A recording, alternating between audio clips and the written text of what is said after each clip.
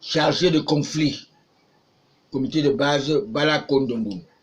Souvenez-vous des déclarations du jeune franc-maçon homosexuel, Ateba Eyene, qui cherchait à crucifier les antagonistes du président Paul Biya. Quelle a été leur réaction au finish? L'éliminer physiquement. Parce que les francs-maçons n'aiment pas celui qui parle mal alors qu'il est de leur camp. En bref, ils sont tous contre les nationalistes.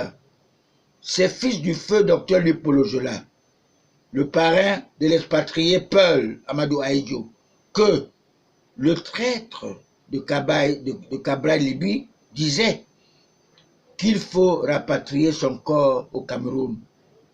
Tous ceux qui soutiennent la politique de l'homme du renouveau, sans démagogie, sont abattus, effacés dans la scène politique, tel que l'avocat Bongo Otu, l'homme intègre, le grand patriarche que le G11 avait précipité au paradis. Les Madame Foni Françoise, qui est grande matriarche que le parti RDPC, les membres du parti RDPC qui sont opposants du parti, l'a précipité au paradis.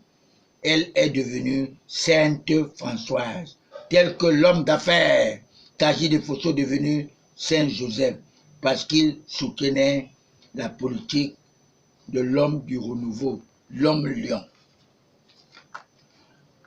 Un analphabète qui n'a pas eu besoin d'agrégation ou d'académie pour se retrouver au paradis.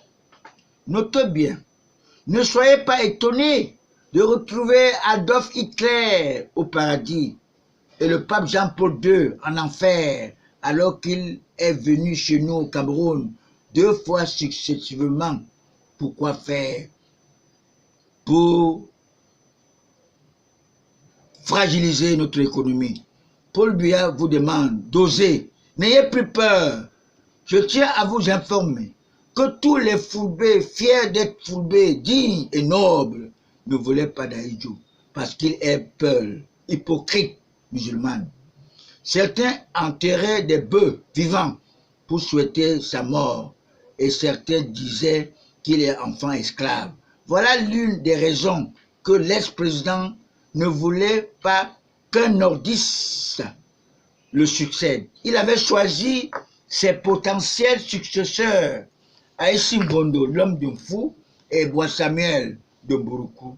Les deux s'habillaient déjà en Gandoura, en espérant l'estime du Chéché rouge, sans savoir que le dernier mot revient à Dieu, car le poste de chef de l'État est exclusivement réservé aux patriarches, pas aux démons chefs traditionnels, qui ne sont que les adeptes du roi Hérode et qui ne sont pas initiés spirituellement.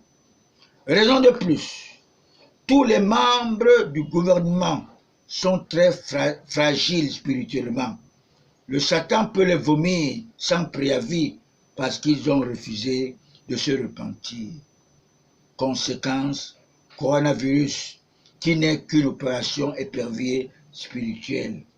Parce que le président Paul Biya avait compris que ce ne sont que ses proches, ses propres frères, qui tombent dans l'opération épervier. Et aujourd'hui, pour prouver qu'il est le choix de Dieu pour le Cameroun, il a préféré faire naître l'opération épervier spirituelle.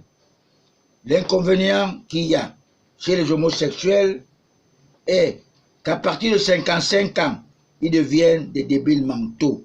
Plusieurs divorcent avec leur épouse et ils deviennent comme des vedettes pour se faire voir, des héros en zéro. Je ne cite pas les contemporains, ils se connaissent eux-mêmes. Certains restent seuls, en persécutant toujours les créatures de Dieu. Mes très chers frères de Boussamundi, prenez votre mal en patience. J'ai appris tout récemment que le chef traditionnel, n'est-ce pas, de Douala deuxième, un chef de troisième degré, a pu oser nommer un Guinéen comme chef de bloc. Alors, je suis très surpris. Est-ce que le Guinéen, même s'il a la nationalité, est-ce qu'il est camerounais? Alors, moi qui suis premier notable de Noble Congo, j'ai été ignoré. Je me confie à Allah. Il fera le reste. Le dernier mot lui revient. Vous ne pouvez pas briguer le poste de proviseur sans être parrainé. Tous ceux qui exercent, les avocats, les médecins, les huissiers de justice, les pharmaciens, vous ne pouvez pas vous installer au pays francophone sans être parrainé. Les patrons de chaînes de télévision, certains qui furent des caméramans, parrainés par les actionnaires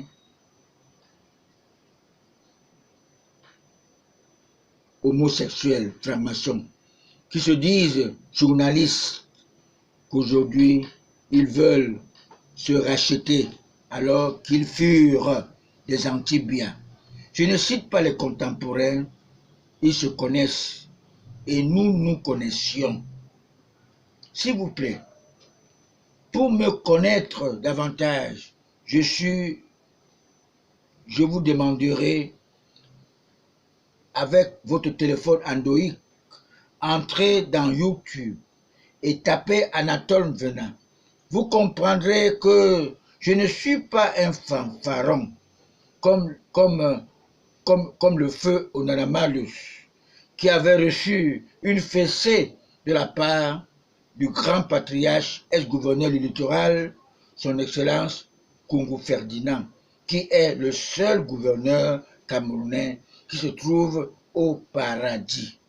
Beaucoup des responsables de notre pays ont oublié leur lieu de naissance. Exemple, mon frère cadet, son Excellence Eno Abraham, né au quartier Bayangé. Sous nos yeux, il est venu implanter sa résidence sur le terrain de ses parents au quartier Bayangé. Les Bayangé disent qu'il se comporte comme une personne qui aimerait qu'il pleuve uniquement dans son champ.